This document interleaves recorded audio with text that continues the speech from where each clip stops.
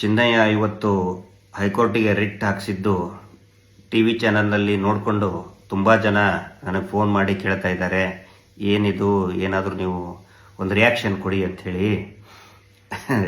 ನಾನು ಹೇಳೋದು ಏನಿದಿಲ್ಲ, ಇದರಲ್ಲಿ ಒಂದು ಗಾದೆ ಇದೆಯಲ್ಲ, ರೋಗಿ ಕೇಳಿದ್ದು ಕೂಡ ಹಾಲು ಅನ್ನ, ಡಾಕ್ಟರ್ ಹೇಳಿದ್ದು ಹಾಲು ಅನ್ನ ಅಂತ ಹೇಳ್ಕೊಂಡು ಆ ಥರ ಆಗಿದೆ.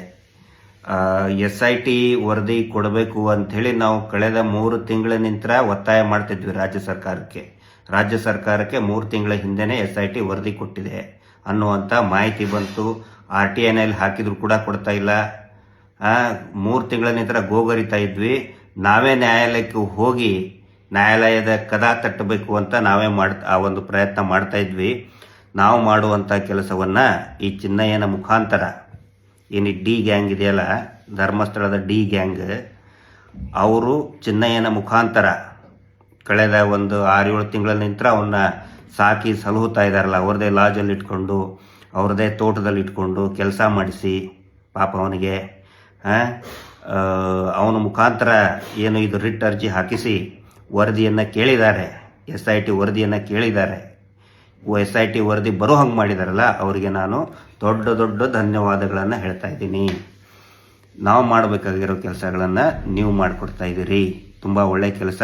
SIT ವರದಿ ಬರಲಿ.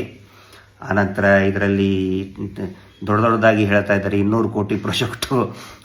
ಆಮೇಲೆ ಚಿತ್ರದುರ್ಗದಲ್ಲಿ ಇರೋ ಪಾಪ ರಮಾ ನಾಗರಾಜ್ ಮೇಡಮ್ ಅವರು ಅತ್ಯಂತ ಹಿರಿಯ ಸಾಮಾಜಿಕ ಮಹಿಳಾ ಹೋರಾಟಗಾರ್ತಿಯವರು. ಅವರು 200 ಕೋಟಿ ರೂಪಾಯಿ ಕೊಟ್ಟರಂತೆ.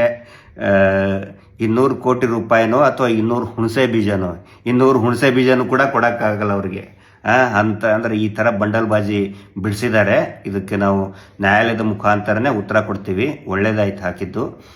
ಆನಂತರ ಈ TV ಚಾನಲ್ ಅವರು ಇಷ್ಟೊಂದು ಉತ್ಸಾಹದಿಂದ ವರದಿ ಮಾಡ್ತಾ ಇದ್ದಾರಲ್ಲ, ಮಸಾಲೆ ಗಿಸಾಲೆ ಎಲ್ಲ ಹಾಕಿ, ಸ್ವಲ್ಪ ಇದೇ ಉತ್ಸಾಹವನ್ನು ನಾಳೆ SIT ಅವರು ವರದಿ ಕೊಡ್ತಾರಲ್ಲ ಕೋರ್ಟಿಗೆ, ಆವಾಗಲೂ ಕೂಡ ಇದೇ ಉತ್ಸಾಹದಿಂದ SIT ವರದಿಯನ್ನು ತಾವು ಎಲ್ಲ TV ಚಾನಲ್ನವರು ವರದಿ ಮಾಡ್ತೀರಿ ಅಂತ ನಾನು ಆಶಿಸ್ತೇನೆ. ನಮಸ್ತೆ, ಧನ್ಯವಾದಗಳು. Justice for Sowjanya. ರೋಗಿ ಬಯಸಿದ್ದು ಹಾಲು ಅನ್ನ, ಡಾಕ್ಟರ್ ಹೇಳಿದ್ದು ಹಾಲು ಅನ್ನ.